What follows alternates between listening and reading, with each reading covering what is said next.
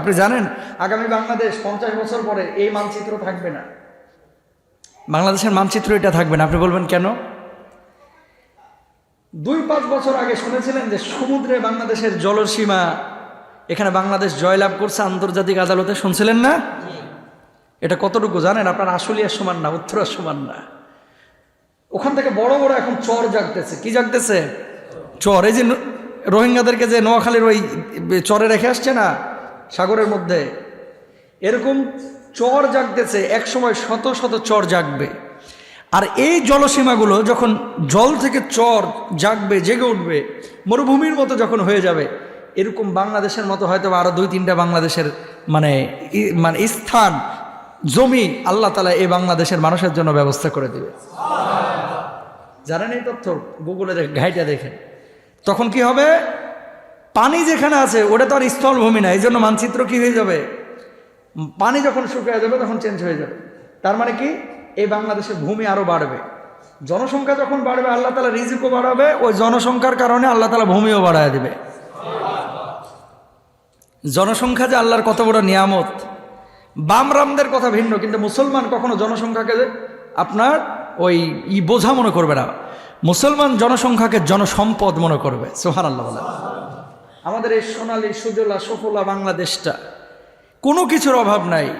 বিশ্বাস করেন, মাটি খুঁড়লেই পানি পান করার জন্য পানি পান। যান সৌদি আরবে, সৌদি আরবে ঢুকে দেখেন একটা পানির জন্য কি পরিমাণ পরিশ্রম তারা করে, একটু পানির জন্য। ইউরোপে যান, ঠান্ডায় আপনার হাড়গোড় পর্যন্ত জমায় ফেলাবে। আমেরিকায় যান, নিউ ইয়র্কে, আমি পরশুদিন আমার প্রোগ্রামের কথা বলতেছিল, নিউ ইয়র্কে আলোকিত কোরআন ইউএসএ মাহফিলের কারণে আমি যাইতে পারতেছি না। নিউ ইয়র্কে এমন ঠান্ডা পড়ছে এখন, গুগলে ঢুকে দেখেন।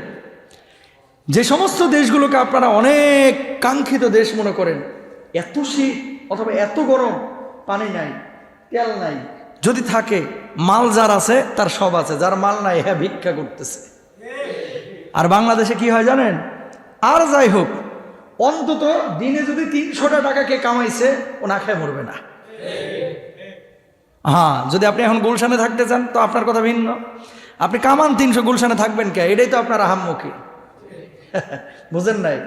তা আপনি এই 300 টাকা নিয়ে থাকবেন কোথায়? আপনি যাবেন মুরাদনগর, আপনি যাবেন রংপুর, আপনি যাবেন এই দিনাজপুর, আপনি যাবেন নীলফামারী। দেখেন 300 টাকায় চলতে পারেন কিনা।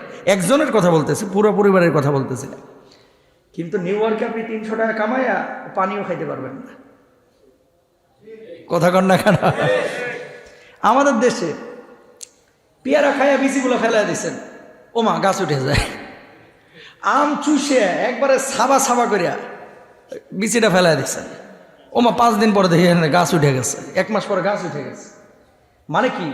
এই দেশের মানুষ এত জনসংখ্যা আল্লাহ তাআলা দিয়েছে, কিন্তু রিজিকটাও আল্লাহ তাআলা দিয়েছে। প্রত্যেকটা মানুষ যদি এই ফাঁকা জায়গাগুলো সবজি উৎপাদন করত, এই বাংলাদেশের কোনো মানুষের সবজি কেনার জন্য বাজারে যাওয়া লাগতো না। প্রত্যেকটা মানুষ বাড়িতেই সবজি খাইতে পারত। কথা বুঝতে পেরেছেন? এখন আপনারা বলবেন যে হুজুর বেশি লেকচার দিয়েন না, আপনার বুঝ আপনার কাছে, আপনার বুঝ আপনার কাছে। বিশ্বতে আমরা ভ্রমণ করি, আপনি কয়টা দেশ গিয়েছেন?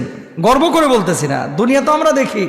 সৌদি আরবে শহরের মধ্যে একটা খেজুর গাছ যদি আপনি উৎপাদন করেন, মানে এটাকে টেক কেয়ার করেন, একটা গাছের পিছনে বাংলা টাকায় মিনিমাম 6.5 থেকে 7 লক্ষ টাকা খরচ। শহরে যদি কোনো গাছ আপনি মানে সৌন্দর্যের জন্য লাগায় এটাকে টেক কেয়ার করেন, এটার পিছনে এত পরিচর্যা করতে হয়। আর বাংলাদেশে খাজুর খায় খালি বিচি ফেলেন, ঠক করে উঠে যায়। ঠিক কিনা? তো কেন? আল্লাহ যখন দেখছে যে এখানে 16 মিলিয়ন মানুষ, এই 16 কোটি মানুষ, 16 কোটি মানুষ, এদের তো খাবারটা ওইভাবে দিতে হবে। শশা 350-400 টাকা করে অনেক সময় ইউরোপের বাজারে কিনা লাগে কেজি বাংলা টাকায়। আর আমাদের সর্বোচ্চ যদি কোরবানি ঈদের আগের দিন তাও 120 টাকা, আর অন্য সময় তো 20 টাকা 25 টাকা তো পাওয়া যায়, আছে না? লাউ, এত বড় একটা লাউ 60 টাকার বেশি দাম হয় না, 80 টাকার বেশি দাম হয় না। কিন্তু এই লাউটা আপনি ইউরোপের বাজারে যান, মিনিমাম 400-500 টাকা আপনার গোনা লাগবে। তার মানে কি? আল্লাহ সহজ করে দিচ্ছে রিজিক, আল্লাহ তাআলা আপনাকে আমাকে দিচ্ছে। যেখান থেকে কথাটা বললাম, কখনো সন্তানকে রিজিকের ভয়ে হত্যা করবেন না ইনশাআল্লাহ। এরপরে বলেছে ওয়ালা তাকরাবুজ জিনা ইন্নাহু কানা ফাহিশা, ব্যভিচার করো না, মানুষ হত্যা করো না। ওয়ালা তাকতুলুন নাফসাল্লাতী হারামাল্লাহু ইল্লা বিল হক।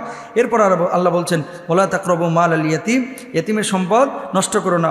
ওয়া আউফু বিল আহদ, প্রতিশ্রুতি পূর্ণ করো। ওয়া আউফুল কাইলা ইযা কিলতুম ওয়াজিনু বিল কিসতাসিল মুস্তাকিম, মাপে যখন দিবা পরিপূর্ণ দিও, কমায়ও না। কেনার সময় বুঝে বুঝে লয়, আর দেওয়ার সময় খালি বাটখারা মারে, 100 টাকা 200 টাকা করে মারতে থাকে, আর নেওয়ার সময় কড়াই ঘন্টায় বোঝায় না। এরকম করা যাবে না।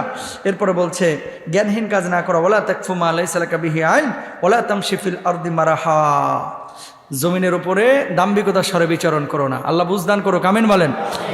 আসসালামু